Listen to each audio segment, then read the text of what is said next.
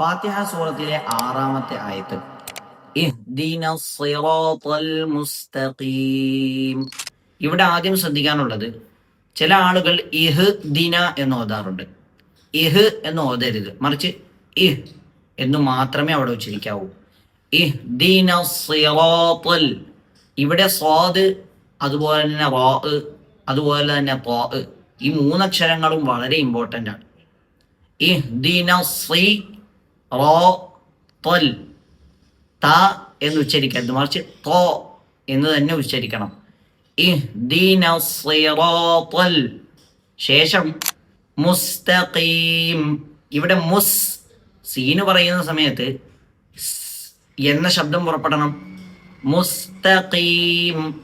ഇവിടെ പറയുന്നത് സാധാരണ ത ആണ്.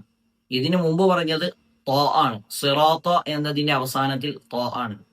അതുകൊണ്ട് അതും ഇതും പരസ്പരം മാറിപ്പോകരുത്.